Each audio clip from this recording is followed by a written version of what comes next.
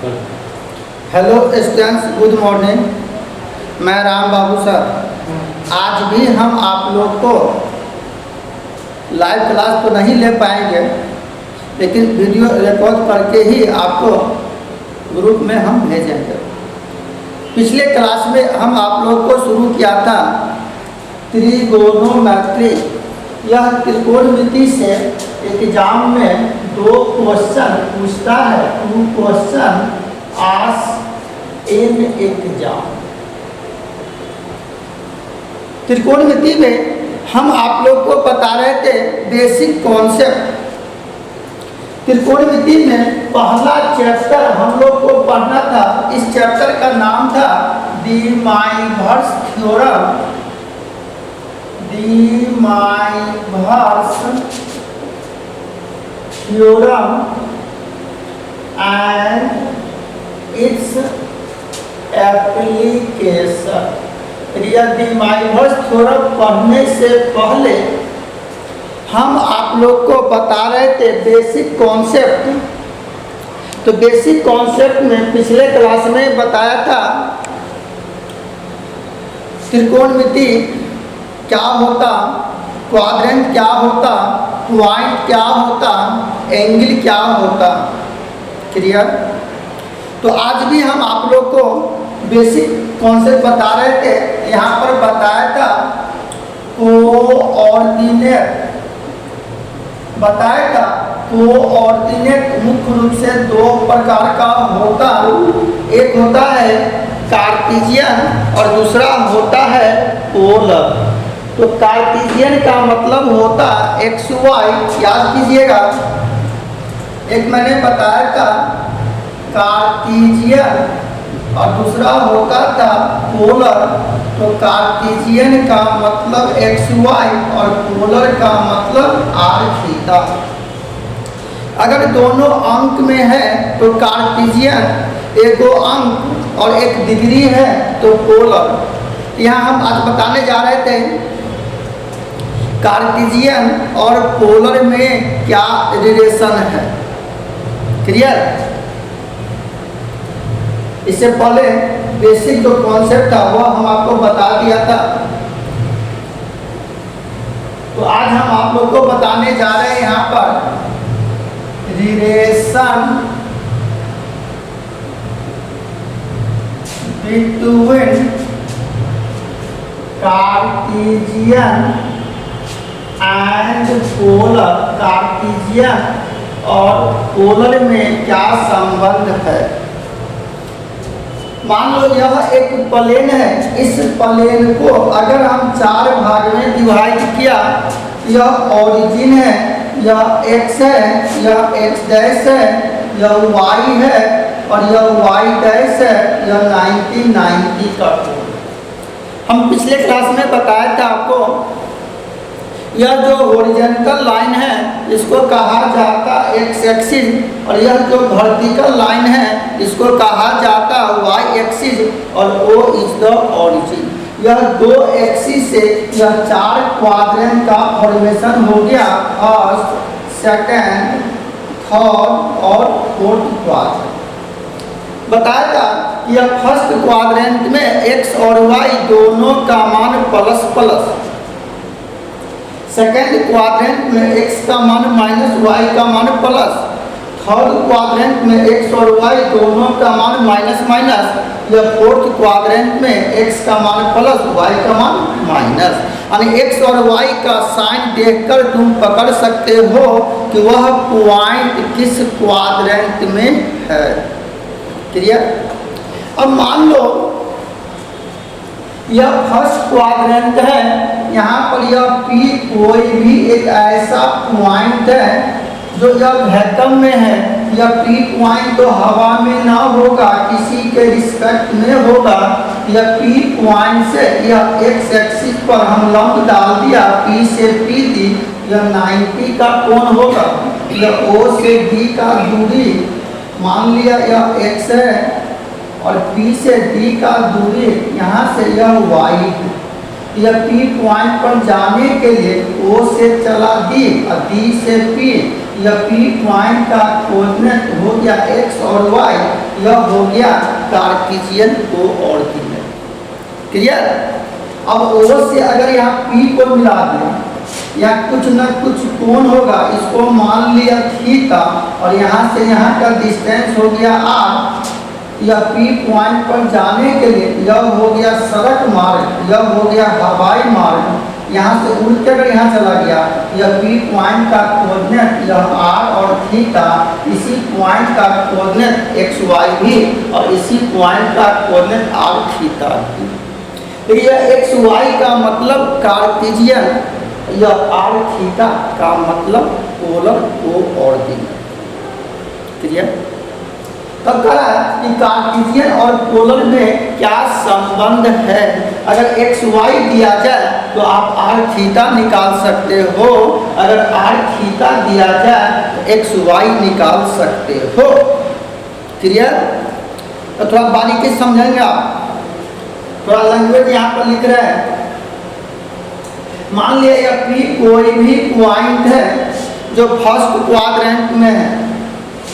Late P be the any point in the first quadrant। मान लो P यह कोई एक ऐसा बिंदु है जो यह फर्स्ट क्वाड्रेंट में है।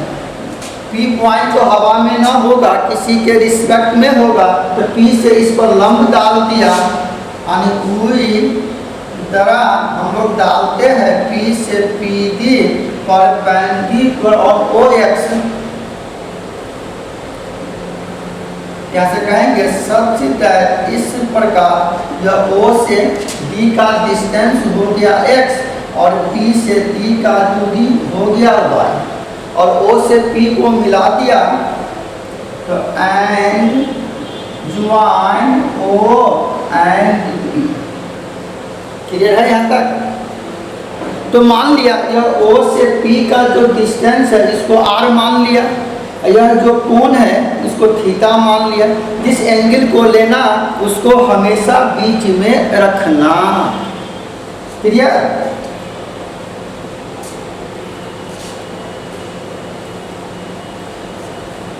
यहाँ से मान लिया लेट या O से P का जो डिस्टेंस है इसको r मान लिया, कोण POD इक्वल टू थीटा। यहाँ तक क्लियर। अब बताओ अगर यहाँ से अगर मिला दिया यह एक राइट एंगल ट्रायंगल हो गया। यहाँ से हम लोग कहेंगे in right angle triangle OP और D। यह OPD एक समकोण त्रिभुज है। यह 90 डिग्री के सामने की भुजा हाइपोटेनियस, जिस कोण को लेंगे उसके सामने की भुजा परपेंडिकुलर और शेष भुजा बेस। यह एक राइट एंगल ट्रायंगल है। तो पाइथागोरस थ्योरम का फॉर्मूला था कि किसी भी समकोण त्रिभुज में सबसे बड़ी भुजा शेष दोनों भुजा के वर्गों के जोड़ यानी स्क्वायर करके अगर दोनों को ऐड करोगे उसके बराबर होगा।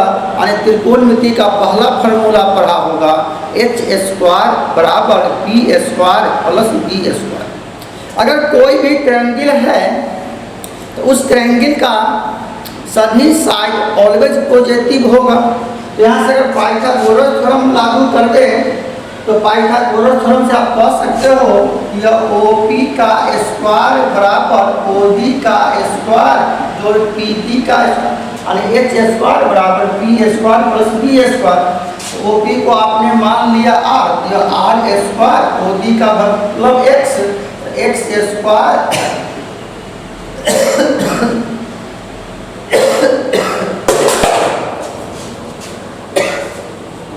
Plus y square. अगर हम यहाँ से स्क्वायर हटाएंगे रूट चढ़ जाएगा, यह r बराबर हो जाएगा root over x square plus y square. Clear. अगर x y दिया जाए तो आप आर और थीटा का मान निकाल सकते हो। R equal to under root x square plus Y square. Clear? अब बताओ, यह एक राइट एंगल ट्रायंगल है, ये तो आपने बाद में मिलाया। अभी तो हमको यह और यह दो साइड मालूम है, यह P है यह B है। अगर इस कोण को tan के साथ लेते हो, यहाँ से कह सकते हो tan theta equal to P by B यानी PD बटा OD। PD का वैल्यू y और OD का वैल्यू x।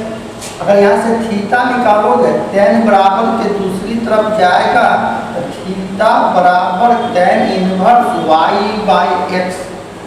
क्लियर? अगर एक्स वाई दिया जाए तो आप आर थीटा निकाल सकते हो, यानी R equal to under root x square plus Y square और theta equal to tan inverse Y by X. Clear? अब देखा जाए, अगर हमको आर थीटा ही दिया है तो एक्स वाई आप कैसे निकालोगे? तो इसी राइट एंगल ट्रायंगल में अगर इस कोण को अगर हम कॉस के साथ ले तो हम लोग जानते थे फॉर्मूला कि cos theta equal to B by x. तो बी का मतलब बेस, यह हो गया ओडी बटा ओपी। ओडी का वैल्यू एक्स और ओपी का वैल्यू आर। अगर इसको बाई क्रॉस मल्टीप्लीकेशन करते हो, इसीलिए x बराबर आर इंटू कॉस थीटा। अगर इसी ट्रायंगल में अगर इस कोण को साइन के साथ लेते हो तो साइन थीटा का फॉर्मूला होता था p बाई एक्स। तो यह हो जाएगा pd बटा ओपी। pd का वैल्यू y, ओपी का value r, by cross multiplication तो y बराबर r इंटू साइन थीटा। इसी दो का यूज होता है, यानी आप याद रखोगे अगर एक्स वाई दिया जाए तो आप आर थीटा का मान निकाल सकते हो। अगर आर थीटा दिया जाए तो एक्स वाई का मान निकाल सकते हो, यानी एक्स को हमेशा आर कॉस ही लेना, वाई को हमेशा आर साइन ही लेना। किसी भी ट्रायंगल का सभी साइड ऑलवेज पॉजिटिव होता, एंगल में भी पॉजिटिव में भी निगेटिव। इसलिए यहाँ से हम कह सकते थे यह आर का मान ऑलवेज पॉजिटिव होगा, थीटा का मान पॉजिटिव भी हो सकता, निगेटिव भी हो सकता। क्लियर? तो आप यहाँ से नोट में लिख लो कि आर का मान ऑलवेज पॉजिटिव होगा। लिखा जाए नोट में, यह r is always positive but theta में बी पॉजिटिव या नेगेटिव। मतलब आर का मान हमेशा पॉजिटिव होगा, थीटा का मान पॉजिटिव भी हो सकता या नेगेटिव भी हो सकता। क्लियर है? चलो, तो अब देखते हैं कि अगर आपने पढ़ा था अगर एक्स वाई है और आर थीटा है यानी कार्टेशियन और पोलर, तो आसानी से हम लोग चेंज कर सकते थे कार्टेशियन को पोलर में और पोलर को कार्टेशियन में। आर का मान हमेशा पॉजिटिव होगा, थीटा का मान पॉजिटिव भी हो सकता, निगेटिव भी हो सकता। आप याद करो, आपने पढ़ा होगा 11 में कॉम्प्लेक्स नंबर। कॉम्प्लेक्स नंबर का मतलब x प्लस आई वाई।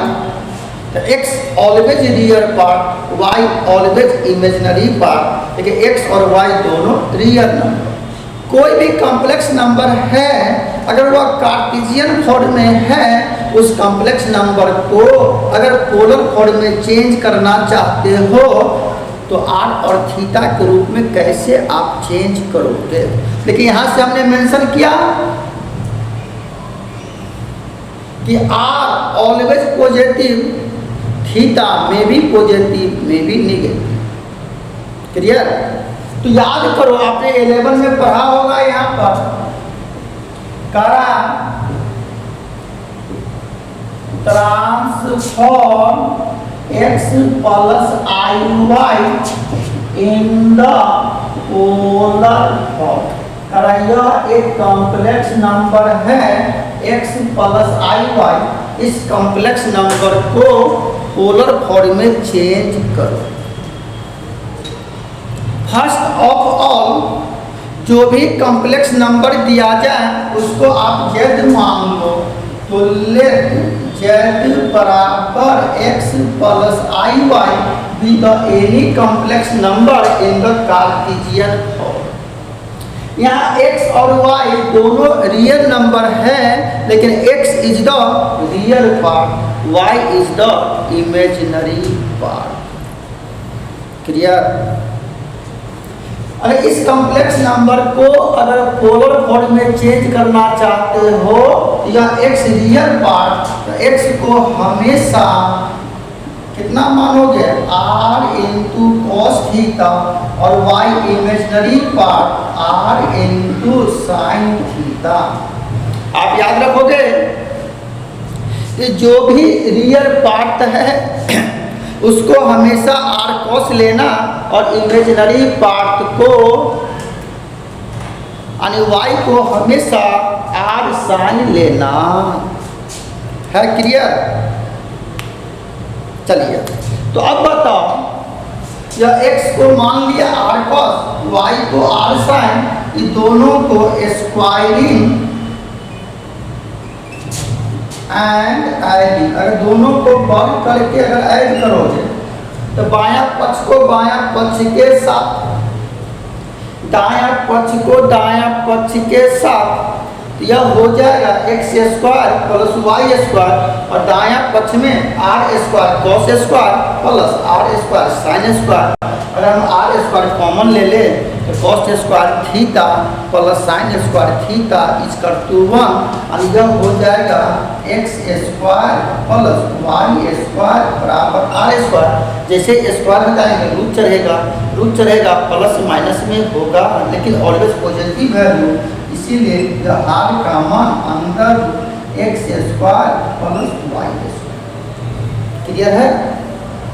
अब बताओ, अगर इस दोनों को अगर हम आपस में डिवाइड करते हैं ऑन डिवीजन, तो बायां पक्ष को बायां पक्ष के साथ हो जाएगा y बाई x, दायां पक्ष को दायां पक्ष के साथ r into sine theta by r into r से r कर दिया sine by cos tan theta y by x, इसीलिए थीटा बराबर tan inverse y by x। अब इस कॉम्प्लेक्स नंबर को आपने इक्वेशन 1 मान लिया, यहाँ x और y का वैल्यू रख दो। यहाँ से क्या कहेंगे, अब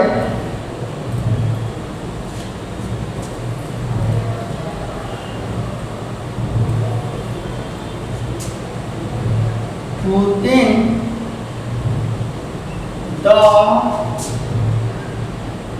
value of x and y in equation first, तो x के जगह, इसीलिए जो हो गया x की जगह r into cos theta plus I, y की जगह r इंटू साइन थीटा। यहाँ से z बराबर अगर r कॉमन ले लिया तो cos theta plus i sine theta, यही हो गया complex number in the polar form.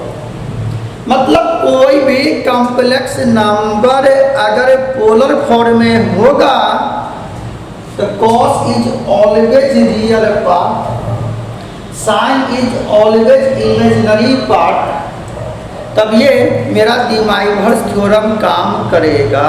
तो अब हम लोग सिलेबस में प्रवेश किया कि कोई भी कॉम्प्लेक्स नंबर अगर कार्टेशियन फॉर्म में है, इसका मतलब x प्लस आई वाई, उस कॉम्प्लेक्स नंबर को अगर पोलर फॉर्म में चेंज करोगे तो x को हमेशा r cos लेना, y को हमेशा r sin लेना।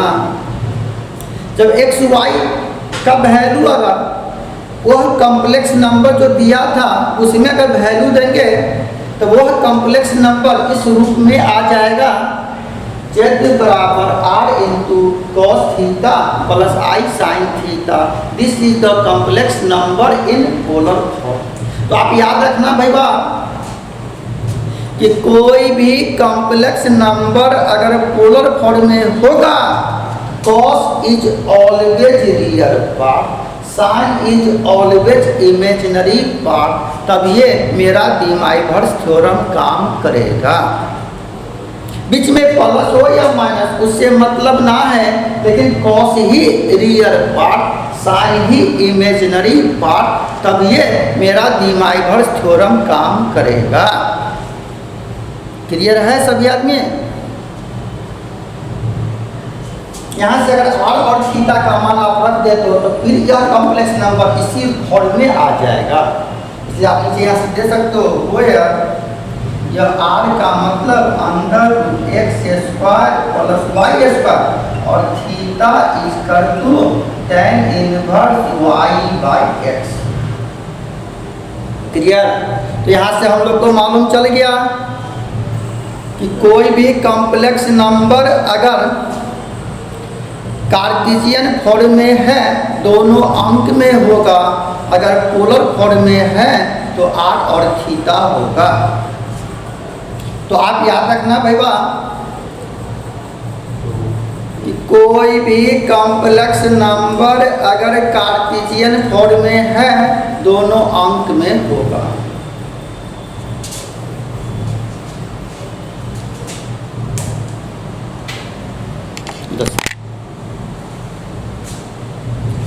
क्लियर?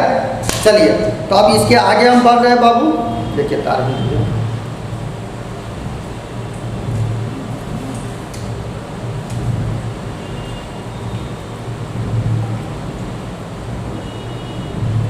तो आगे बढ़ते हैं बाबू। अब थोड़ा आवाज क्लियर आएगा। किस कारण बस बाबू लाइव क्लास नहीं हो रही है, वीडियो रिकॉर्ड करके ही डाल रहे हैं 1-2 दिन, तो नेट बारे वायरिंग नहीं किया है।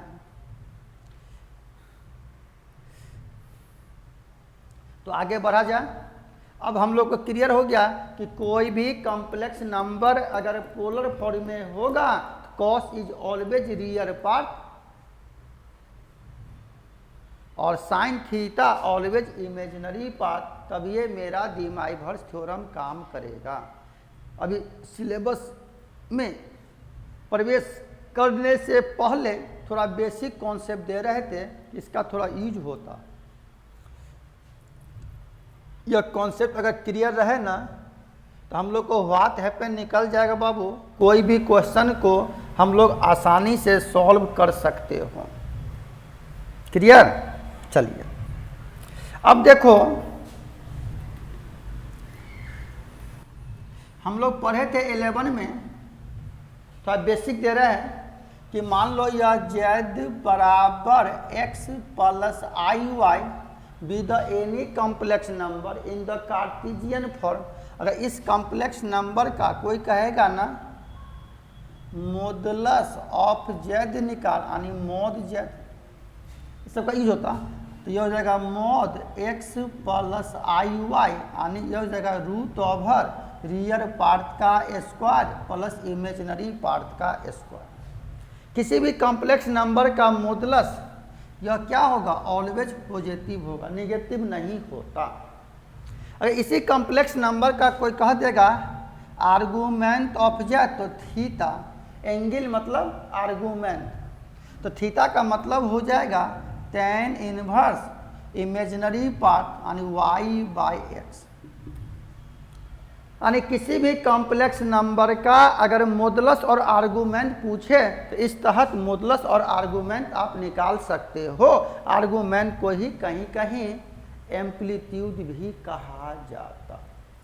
मॉडुलस का हिंदी होता मापांक और आर्गूमेंट का हिंदी होता कोणांक। तो अब हम लोग क्लियर है बाबू, मॉडुलस और आर्गूमेंट समझ रहे हैं। देखो कोई भी कॉम्प्लेक्स नंबर को देखकर आप पकड़ सकते हो कि वह कॉम्प्लेक्स नंबर किस क्वाड्रेंट में है।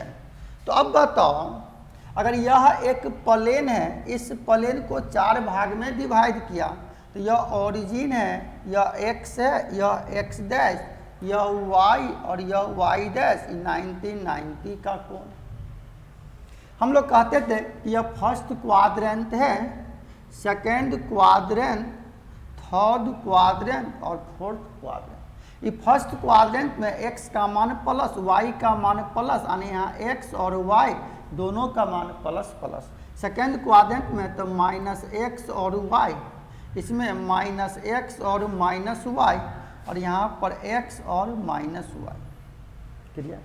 अब बताओ, अगर यह z बराबर x plus i y with any complex number in the Cartesian form, इस कॉम्प्लेक्स नंबर को अगर हम ऑर्डर पेयर में भी लिख सकते हैं, दूसरे केस में इन अदर वर्ड्स, दूसरे केस में इसको लिख सकते हो as written as order pair, ये जगह real part comma imaginary path.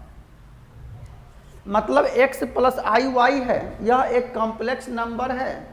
इस कॉम्प्लेक्स नंबर को अगर ऑर्डर पेयर में लिखोगे तो real part comma imaginary part. अगर मान लो यहाँ पर फॉर एग्जाम्पल अगर यह 2 प्लस 3 आई है, इसको शॉर्टकट में 2 कॉमा 3। अगर यह माइनस 2 प्लस 3 आई है तो इसको लिख सकते हो माइनस 2 कॉमा 3। क्लियर? अगर मान लो यह 3 और 7 है, इसको लिख सकते हो 3 प्लस 7 है। जब हम इसको इतना लिख सकते थे, इसको भी इतना लिख सकते हो बाबू। मतलब किसी भी कॉम्प्लेक्स नंबर को हम ऑर्डर पेयर में लिख सकते हैं। क्लियर है?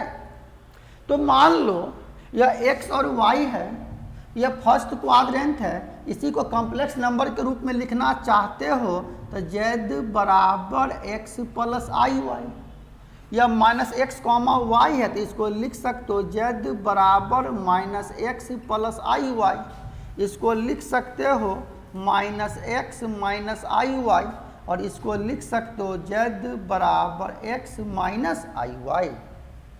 मतलब कॉम्प्लेक्स नंबर को देखकर तुम पकड़ सकते हो कि वह कॉम्प्लेक्स नंबर किस क्वाड्रेंट में है। क्लियर? अब सभी कॉम्प्लेक्स नंबर का मॉडुलस और आर्गुमेंट होता, अभी मैंने बता दिया था, थोड़ा बेसिक बता रहे हैं। और अगले क्लास से हम आपको थ्योरम प्रवेश करेंगे, state and prove the Myers theorem, जो मोस्ट VBI थ्योरम एग्जाम में प्रत्येक साल पूछता ही है। मोस्ट VBI थ्योरम और त्रिकोणमिति का कोई भी फार्मूला डी माइवर्स थ्योरम से ही निकलता है। क्लियर? देखिए यहाँ से हम समझ गए कि कौन सा कॉम्प्लेक्स नंबर किस क्वाड्रेंट में है। कॉम्प्लेक्स नंबर देखकर मालूम चल जाएगा कि वह कॉम्प्लेक्स नंबर किस क्वाड्रेंट में है। अब देखो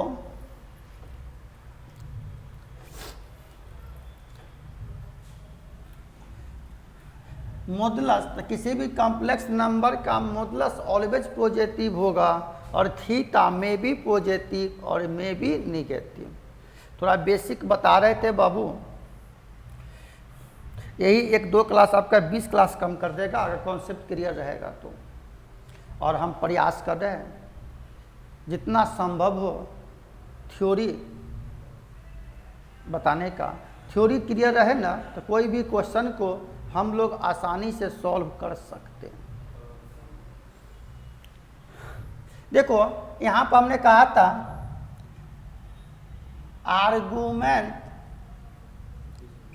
आर्गूमेंट को ही दूसरे केस में कहीं कहीं लिखा जाता एम्पलीट्यूड, इसका हिंदी होता था कोणांक यानी theta.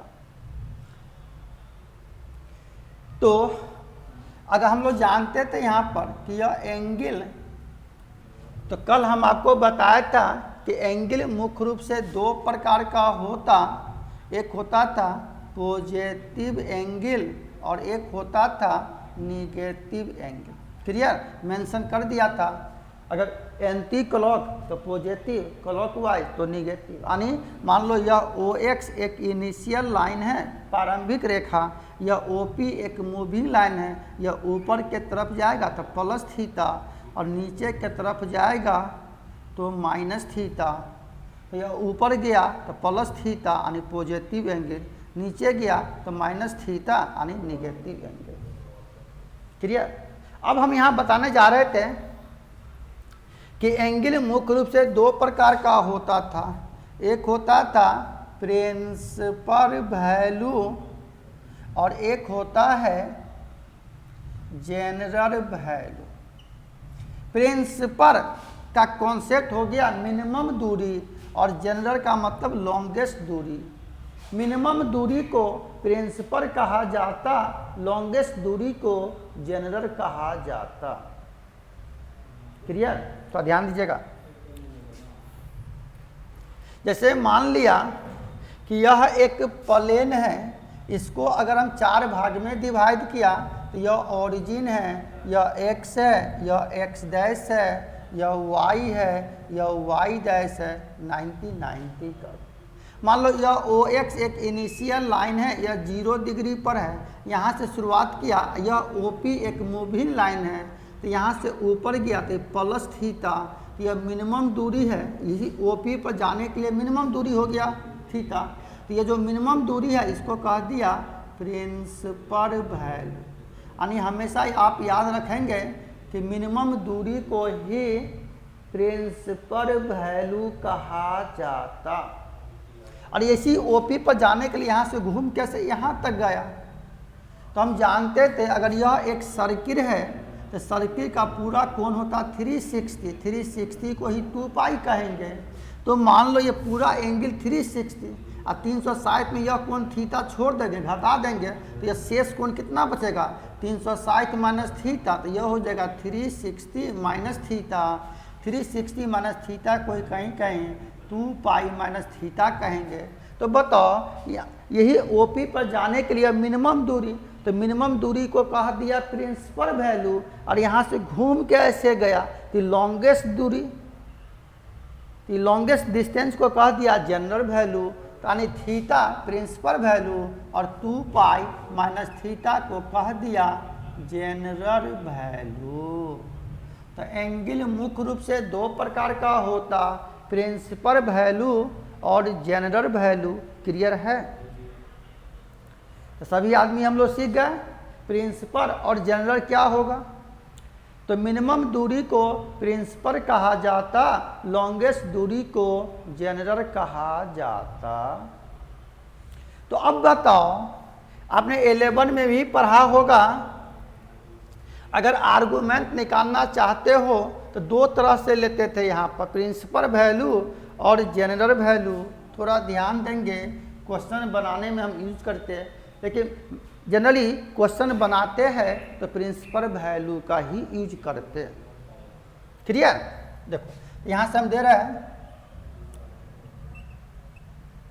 Measurement of theta in the principal value, और यहाँ से कहेंगे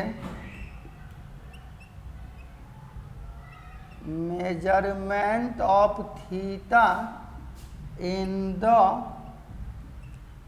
जनरल वैल्यू।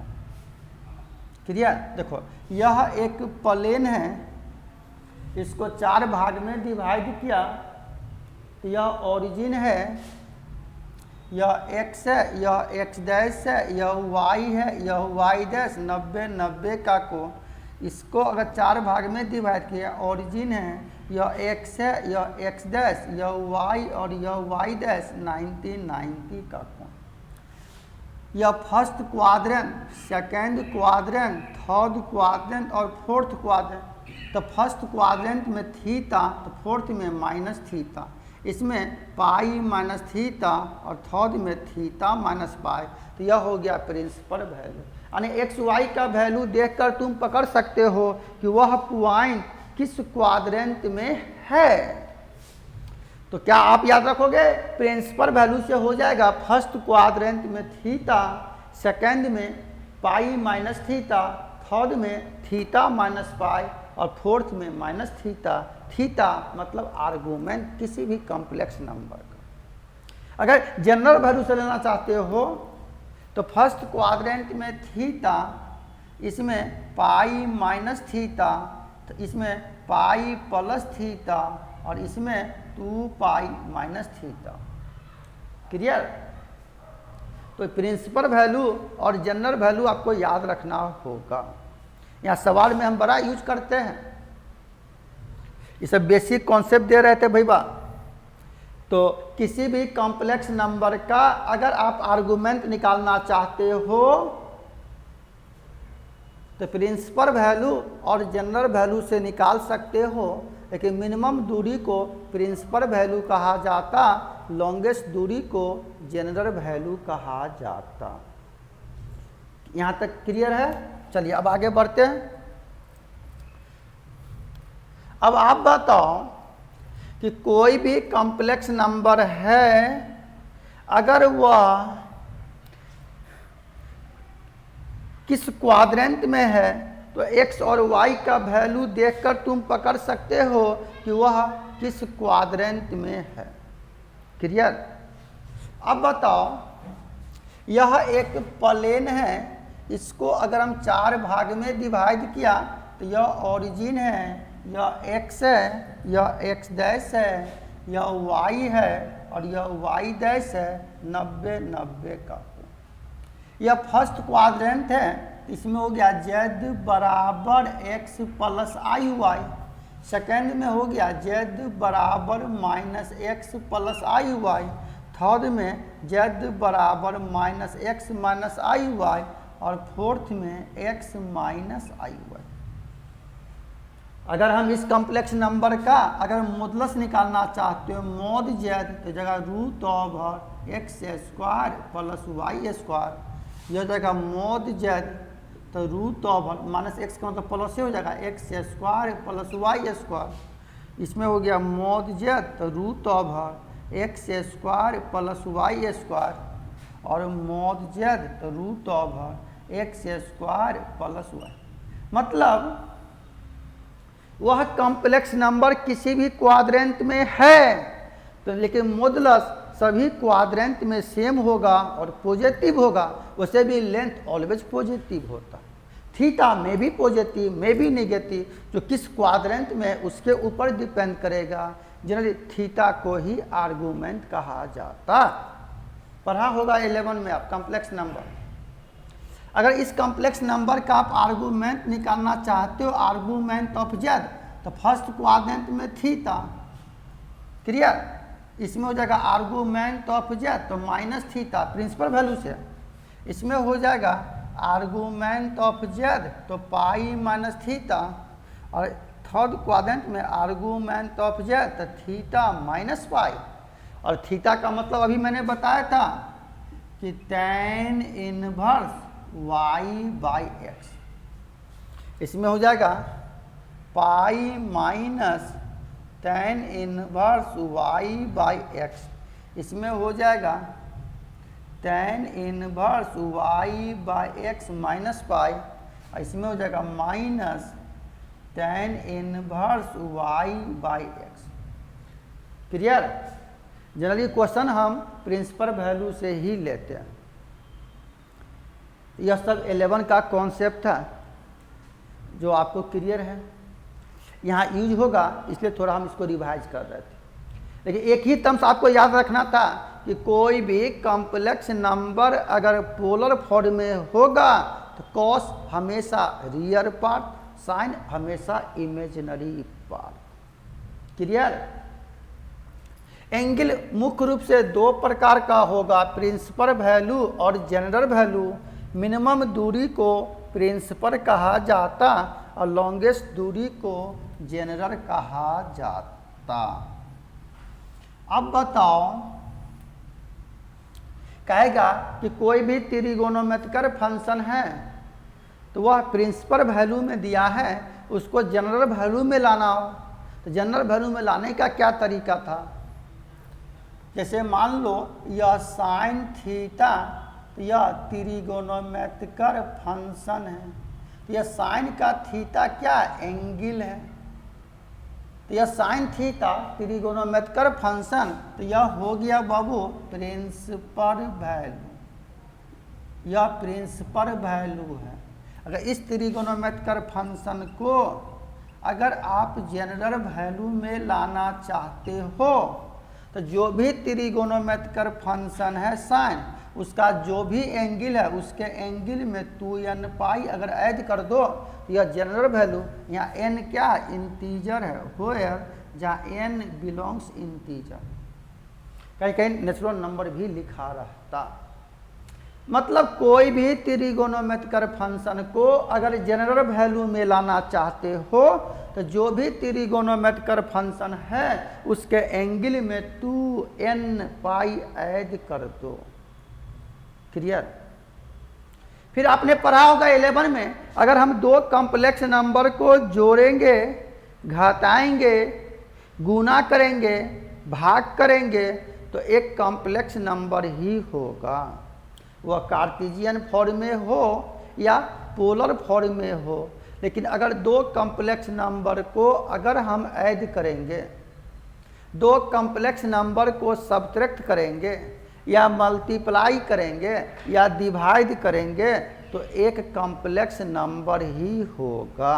पढ़ा होगा, याद कीजिए आप, यहाँ भी हम यूज करते हैं इसलिए बता रहे हैं बाबू।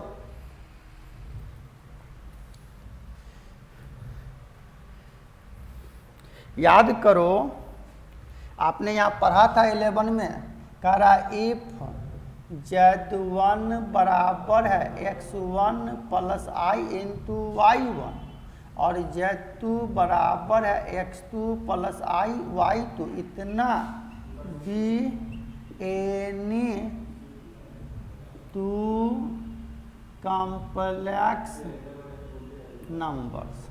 तो यहाँ से कह रहा देन फाइन पहला z1 plus z2, second number z1 minus z2, z1 into z2 और z1 बाई z2। तो पढ़ा होगा 11 में, तो आप इसको निकाल सकते हो कि अगर दो कॉम्प्लेक्स नंबर को आप ऐड करो, सब्ट्रैक्ट करो, मल्टीप्लाई करो या डिवाइड करो, तो एक कॉम्प्लेक्स नंबर ही होगा। क्लियर। अब बताओ, यहाँ पर कह रहा था कि कोई भी कॉम्प्लेक्स, सॉल्व कर लीजिएगा, दो कॉम्प्लेक्स नंबर को आप जोड़ेंगे, घटाएंगे, गुना करेंगे, भाग करेंगे, तो एक कॉम्प्लेक्स नंबर ही होगा। क्लियर है। इसको सॉल्व कर लीजिएगा ना, तो यह हम आपके जी में छोड़ रहे हैं, इसको देख लीजिएगा, 11 में पढ़ा होगा आप लोग। अब यहाँ कह रहा, एक पढ़ा था आपने इमेजिनरी नंबर, यहाँ हम यूज करेंगे, इसे बता रहे हैं इमेजिनरी नंबर किसे कहते हैं। क्या पढ़ा था? इमेजिनरी का हिंदी होता काल्पनिक संख्या। रूट के अंदर अगर माइनस का साइन हो जाए तो उसे इमेजिनरी नंबर कहा जाता। इसका डिफिनेशन होता है अंदर root negative sign is called an imaginary number. जैसे यहाँ एग्जाम्पल दे दिया कि root over -1, root over -2, root over -3, इतना these are called imaginary number. है क्लियर। अगर रूट के अंदर अगर माइनस का साइन हो उसे इमेजिनरी नंबर कहा जाता। Under root negative sign is called imaginary number. Generally imaginary number को स्मॉल आई से डिनोट किया जाता। क्या कहेंगे बाबू? It is denoted by a small I, clear,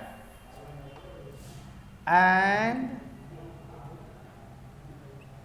defined as यह I का मिनिमम वैल्यू अंडर रूट -1। अगर यह I स्क्वायर लेंगे तो रूट ओवर -1 का स्क्वायर, स्क्वायर हट जाएगा, रूट हट जाएगा, यानी -1। I का पावर 3, तो आप इसको लिखेंगे I square into I, base बराबर हो गुना में हो पावर जुट जाएगा, तो -1 गुना I यानी -I, और I का पावर 4, तो I square into I square, -1 गुने -1 यानी +1। अगर ये 4 गो टर्म्स याद रखते हो तो I का कितनो पावर रहे हम उसका मान निकाल सकते हैं। तो आप याद रखोगे भैया कि I का value under root -1, I square का वैल्यू -1, I का पावर 3 -I का पावर 4 +1, क्लियर। I का पावर 4 = 1। तो आसानी से हम इसका वैल्यू निकाल सकते हो। I का कितनो पावर रहे आप याद रखोगे कि I का पावर अगर 4 का मल्टीपुल हो तो उसका वैल्यू हमेशा 1 होता है। यानी आप याद रखेंगे कि I का पावर 4n = 1। यहाँ n क्या है? If n belongs integer, n का मान कुछ भी हो उसका वैल्यू, मतलब तुमको याद रखना कि I का पावर अगर 4 का मल्टीपुल तो उसका वैल्यू 1। तो यह सब तो मेरा बेसिक था बाबू। हम आपको फंडामेंटल चीज बताने जा रहे थे सची।